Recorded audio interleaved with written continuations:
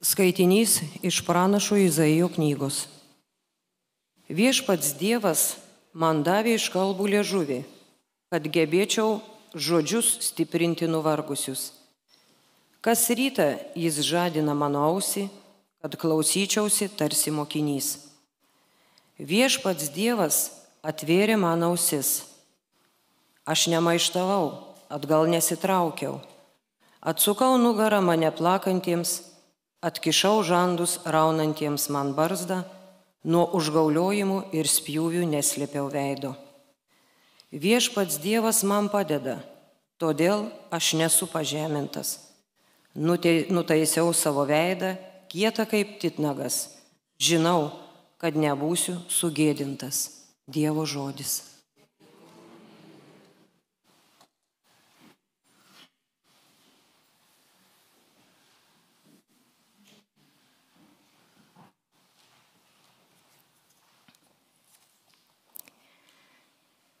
Mano Dieve, kodėl mane apleidai? Mano Dieve, kodėl mane apleidai? Tyčias iš manęs visi, kas mane mato, ir vaipydamiesi kraipo galvas. Viešpačiu pasikliovė, tegul jis ir gelbsti, tai išvaduoja, jeigu juo taip gėris. Mano Dieve, kodėl mane apleidai? Šunys apgula mane iš visų pusių, piktadarių gaujos mane apspinta. Jie žeidžia man rankas ir kojas, galiu suskaičiuoti visus savo kaulus. Mano Dieve, kodėl mane apleidai? Mano drabužius tarpusavy dalijęs, ir dėl mano apdaro meta jie burtus. Bet tu, Viešpatie, nuo manęs nesitolink, mano stiprybė, skubėk man padėti. Mano Dieve, kodėl mane apleidai? Tada aš garsinsiu broliams ir seserims tavo vardą, šlovinsiu tave jų susirinkimuos. Jūs pagarbiai Viešpaties bijantis, teikit jam šlovę. Visi Jokūbo palikuonys, duokit jam garbę. Visi Izraelio sūnus prieš jį drebėkit. Mano Dieve, kodėl mane apleidai? Mano Dieve, kodėl mane apleidai?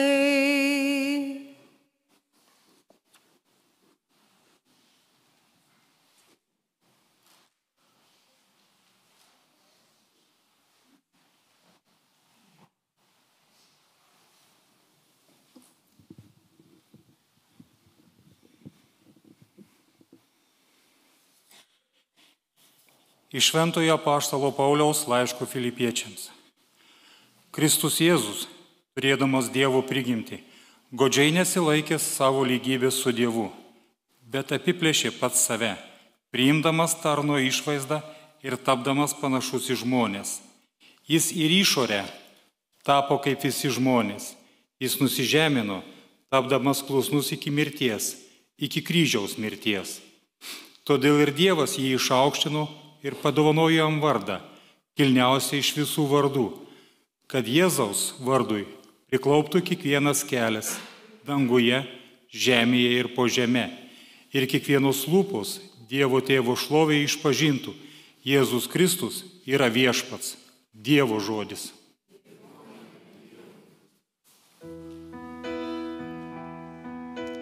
Šlovė tau, Kristau, amžinasi žodį. Šlovė tau, Kristau, amžinasi žodį. Šlovė tau, Kristau, amžinasi žodį. Kristus dėl mūsų tapo klusnus iki mirties, iki kryžiaus mirties. Todėl ir Dievas jį išaukštino ir padovanojo jam vardą kilniausią iš visų vardų.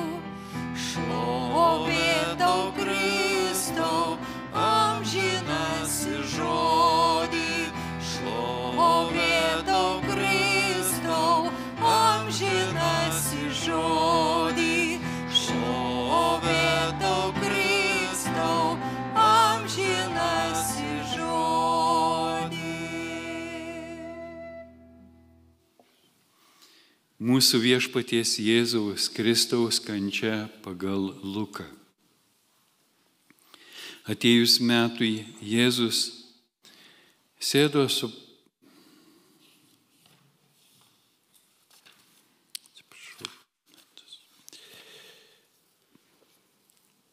Anuo metu visas susirinkimas atsistojo ir nusivedė Jėzų pas Pilotą. Ten jie ėmė jį skųsti, sakydami: mes nustatėme, kad šitas kiršina mūsų tautą ir draudžia mokėti ciesoriui mokesčius. Jis tvirtina esąs Mesijas ir karalius. Tada Pilotas paklausė: ar tu esi žydų karalius? Jėzus jam atsakė: taip yra, kaip sakai. Pilotas tarė aukštiesiems kunigams ir miniai: aš nerandu šitame žmoguje jokios kaltės. Bet jie vis atkakliau tvirtino: jis savo mokslu kursto tautą visoje Judėjoje, pradedant nuo Galilėjos iki čia. Tai išgirdęs Pilotas paklausė: ar tas vyras galilėjietis, sužinojęs, kad Jėzus iš Erodo valdų, nusiuntė jį pas Erodą, kuris irgi buvo tomis dienomis Jeruzalėje. Erodas, pamatęs Jėzų, labai apsidžiaugė, mat jis jau pirmiau norėjo jį išvysti, nes buvo apie jį girdėjęs ir tikėjosi pamatysęs jį darant kokį nors stebuklą. Jis ėmė jį visaip klausinėti, bet Jėzus jam neatsakinėjo. Tuo tarpu aukštieji kunigai ir rašto aiškintojai apstoję be paliovos jį kaltino. Tada Erodas su savo palyda Jėzų paniekino ir išjuokė. Paskui, aprengęs į baltų drabužių, pasiuntė atgal Pilotui. Ta diena Erodas ir Pilotas tapo draugais, o seniau jie pykosi.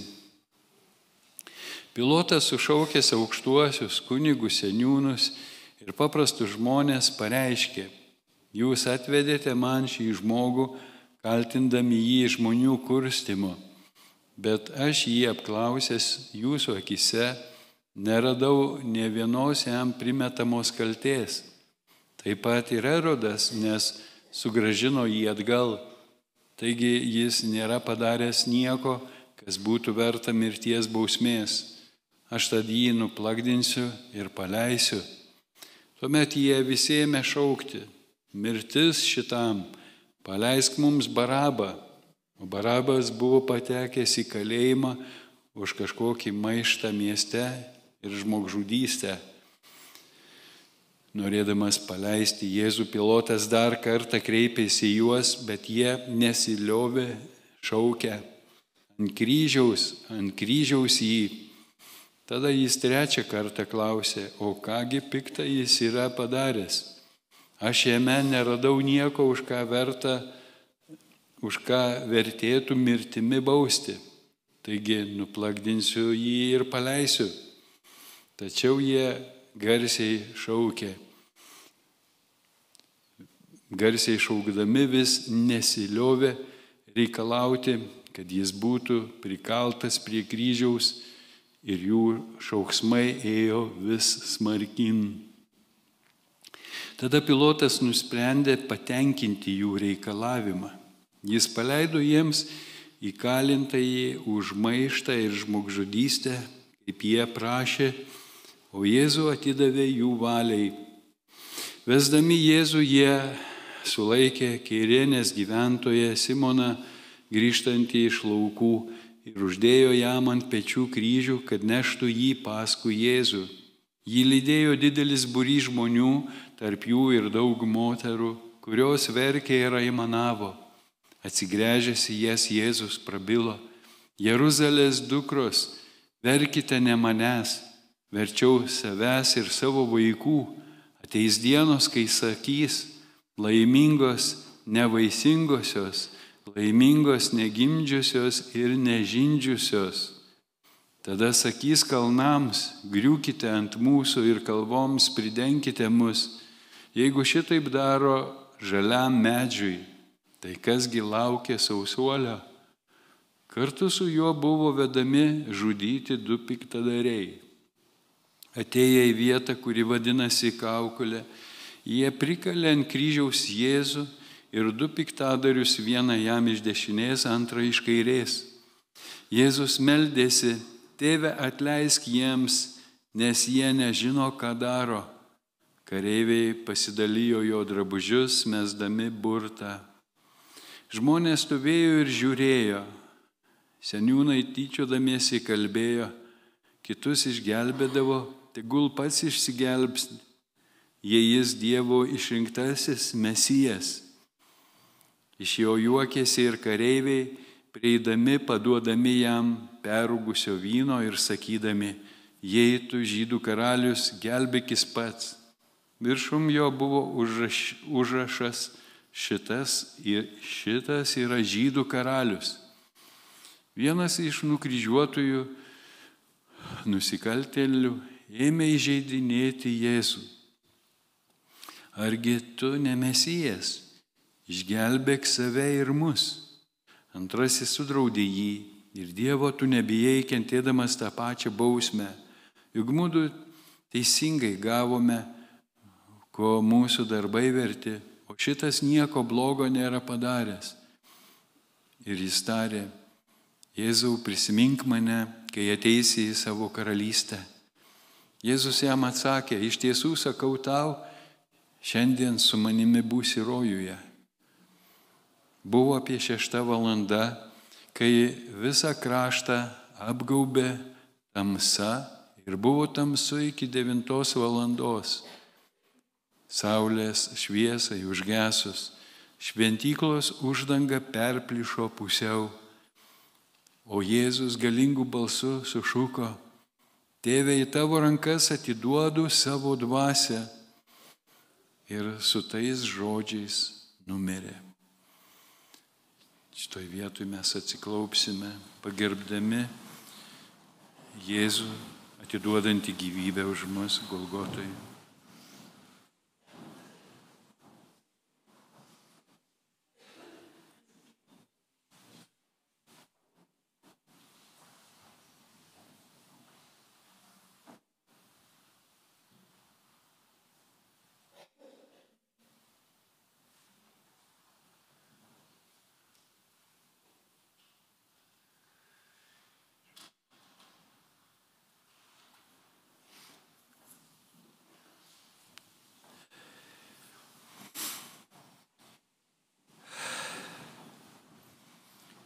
Šimtininkas, matydamas, kas buvo įvykę, pradėjo garbinti Dievą ir tarė: iš tiesų, šitas žmogus buvo teisusis.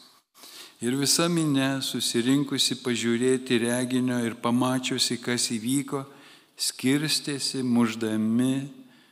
muždamasi į krūtinę.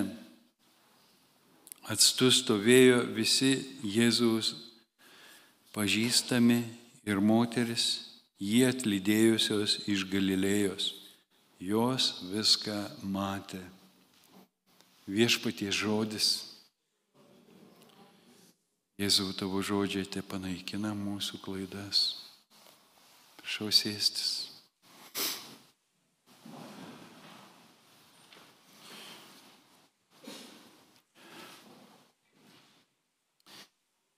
Taigi verbų sekmadienis, prasidedantis džiaugsmingai ir staiga viskas mainosi labai greitų laiku. Mes skaitome Jėzaus kančios istoriją. Kadangi daug stovinčių, tai paėmiau trumpesnę versiją, kad bent biškį atsimintumėm dar, ką girdėjom. Bet šiaip labai rekomenduočiau jums šią savaitę paskaitinėti visas 4 evangelijas ir apmastyti Jėzaus kančią, nes kiekviena evangelija vis kažką papildo, vis kitokiu kampu pažiūri kai kuriuos dalykus.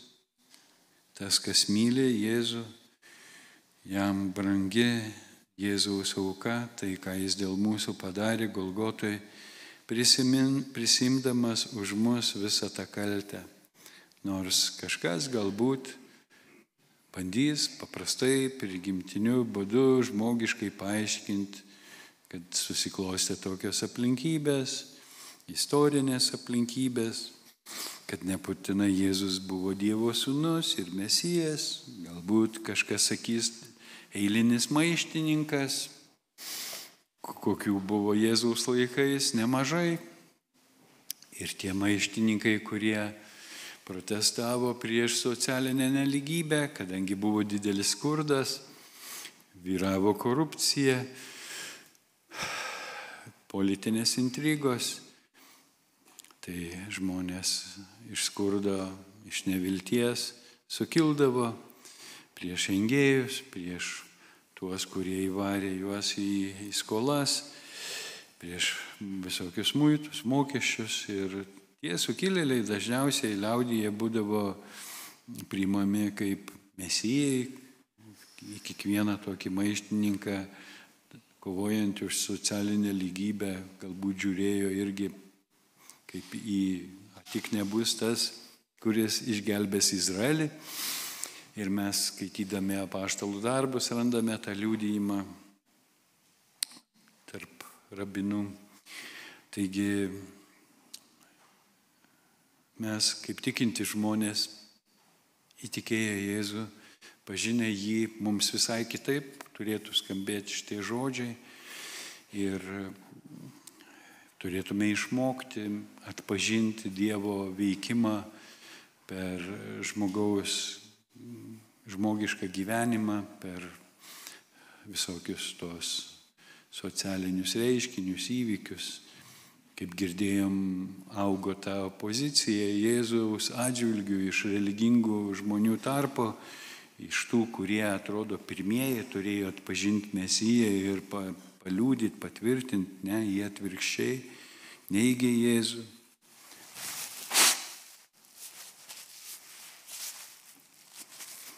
Galbūt priėmė Jėzų kaip konkurentą, kaip konkuruojantį rabiną su naujom idėjom, kurios sugriaus jų patogų gyvenimą.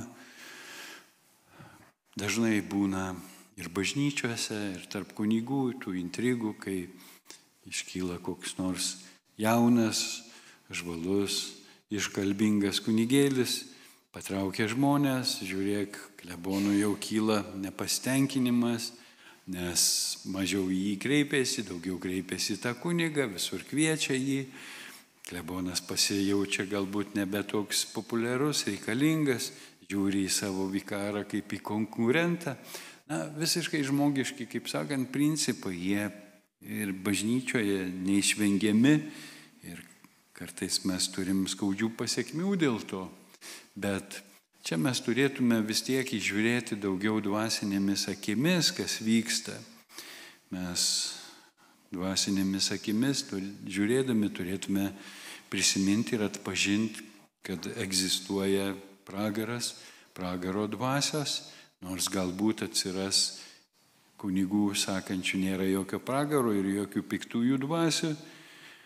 Visais laikais buvo visokiausių nuomonių, bet jeigu mes statom savo tikėjimą ant Dievo žodžio, mažiau gudraudami, tai rasim tų liudijimų ir apaštalų darbuose, ir Senajame testamente, kaip mes įpratę jį vadinti pranašus ir įstatymą, Mozės įstatymus. Taigi rasim piktųjų dvasių veikimo liudijimus, kaip jie suvedžioja žmonės, kaip jie kiršina, kaip išprovokuoja tvaną, išprovokuoja karus, išprovokuoja žudynės. Ir kodėl jos visą tą daro, kodėl Jėzaus atžvilgiu vyksta tokie dalykai. Prisimename Jėzaus palyginimą apie vynininkus, kurie išsinuomojo vynuogyną ir pamatė ateinantį šeimininko sūnų, sako, tai paveldėtojas, nužudykime jį ir vynuogynas atiteks mums.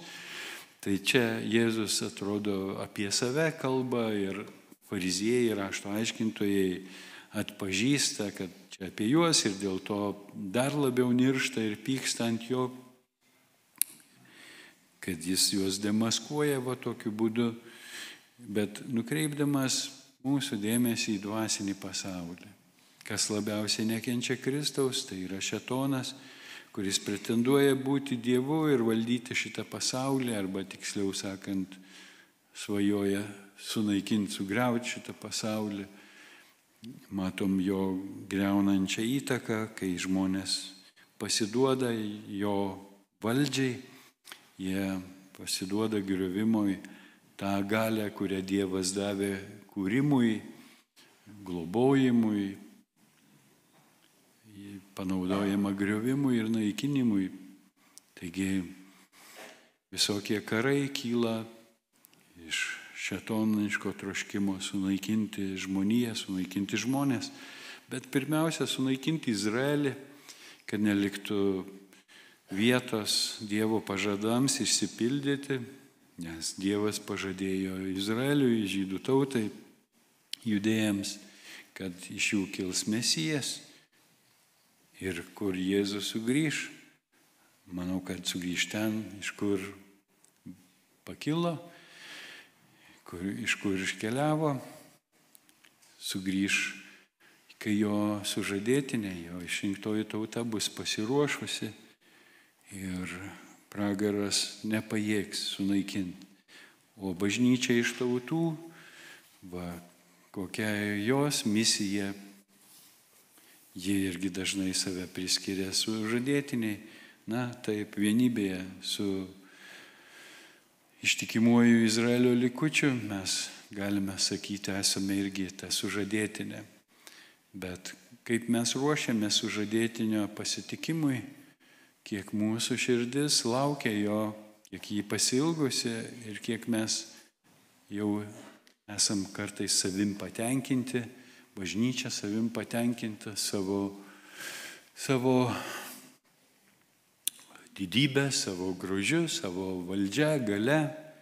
Tiesa, ko gero, irgi laikų pabaigos ženklas, kad bažnyčia vis labiau praranda pasaulyje įtaką, vis daugiau krikščionių persekiojami, vis tuštėja žmonių bažnyčioje.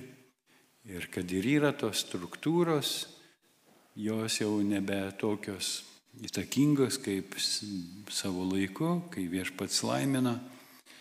Dabar kažkas kitkas turi vykti, kažkur bažnyčia turi persiorientuoti, susivokti ir galbūt eiti giliai į tą kad išgrynint meilę, ištikimybę, kad ir mažiau žmonių liks bažnyčioj, bet kad tai būtų iš tikrųjų tie žmonės, kurie myli savo gelbėtoją, savo atpirkėją ir išganimo vadovą, mokytoją.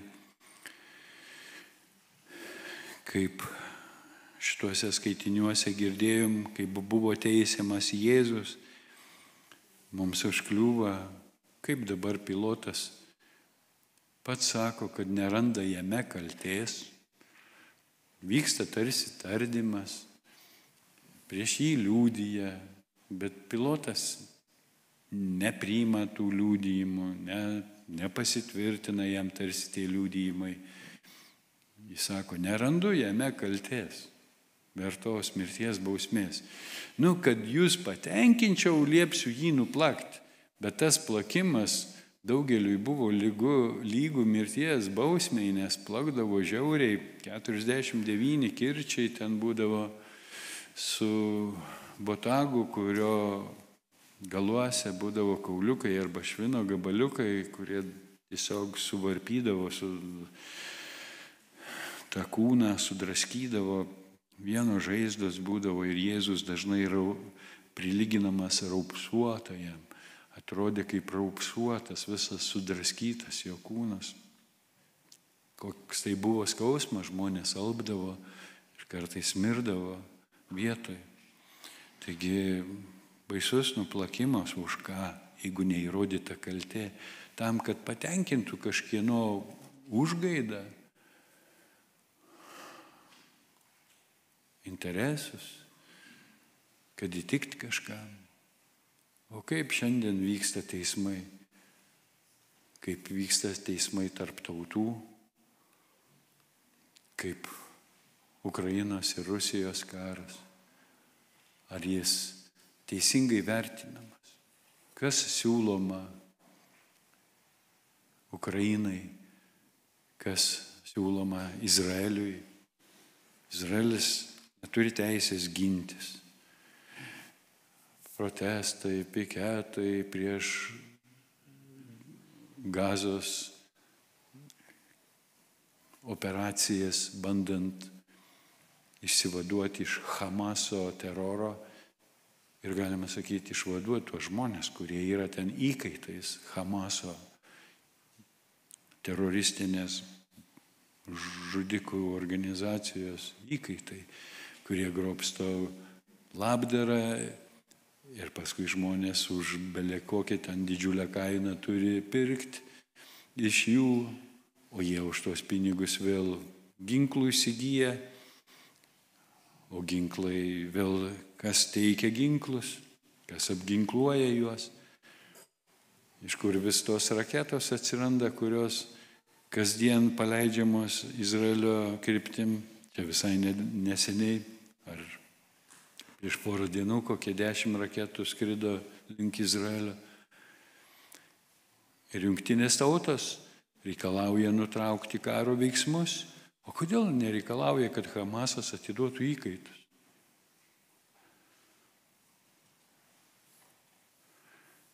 Kodėl nėra protestų, kad Rusija atiduotų įkaitus, vaikus, įkalintų žmonės visokiuose konclageriuose ten kankinamus, tardomus, kiek patyčių patiria žmonės, kiek fizinio skausmo.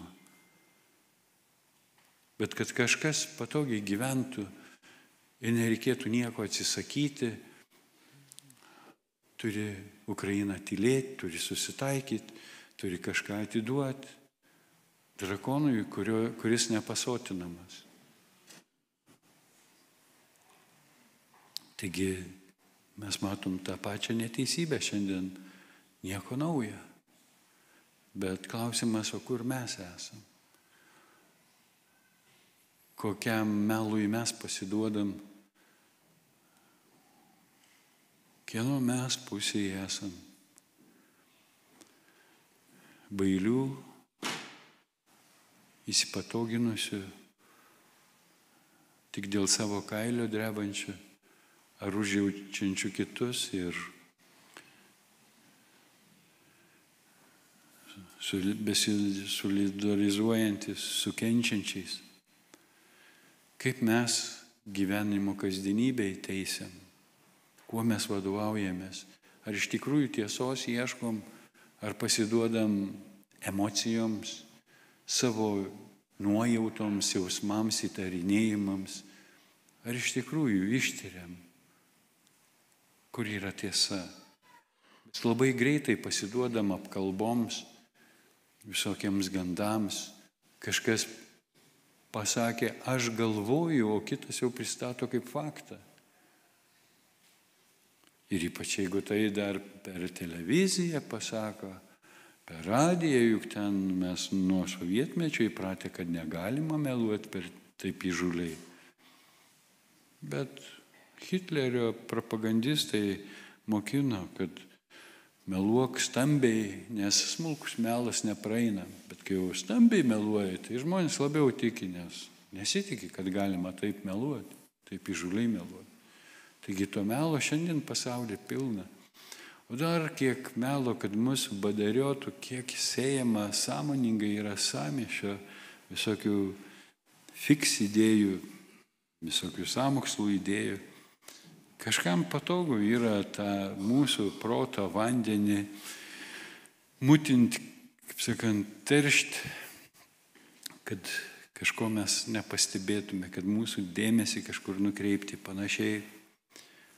Kažkas susidraugauja, Erodas su Pilotu susidraugavo per Jėzų. Anas, ko tikėjusi iš Jėzus? Stebuklo, fokuso, kad jį pralinksmintų, paskui iš jo pasityčiojo. Mes jį pasitinkam kaip karalių. O Erodas karalius net pažįsta jame karalius, tyčiojasi iš jo. Kaip jiems reikės susitikti amžinybei? Kokia gėda jų laukia? Pagaliau čia ir daug visokių simbolių. Kiekvienoje šitoj Evangelijos daly mes galime atrasti ir save, ir savo pritaikyti. Šiandien nebenoriu daugiau pamokslauti jums, bet tiesiog noriu atkreipti dėmesį, kad mes turim reikalų, turim darbo, netidėliokim, pabandykim šią savaitę bent perskaityti, bent kažkokią vieną kitą mintį prisiminti, panešioti, apmastyti ir prašyti Dievo paprastai savo žodžiais, kad Viešpats ištirtų mūsų širdis, padėtų mums atpažinti save, savo klaidas, savo nuodėmes, kad mes bent kiek labiau išsivadavę, išsilaisvinę galėtume švęsti šitas Velykas, šitą Jėzaus didįjį perėjimą. Vakar žydai pradėjo švęsti Velykas, vakar daugelio žydų šeimų visam pasaulyje valgė Velykų vakarienę. Ir užbaigs jie kitą šeštadienį, kaip ir mes. Jie valgo sedarą ir daugelis šeimų negali pasidžiaugti laisvę, nes jų mylimi žmonės vergijoje, pagrobti, įkalinti tuneliuose, badauja, patiria patyčias, smurtą. Prisiminkim ir juos, prisiminkim ir Ukrainos žmonės, karius fronte, kurie ir per Velykas kažkas bus sužeisti, kažkas mirs, kažkas kentės.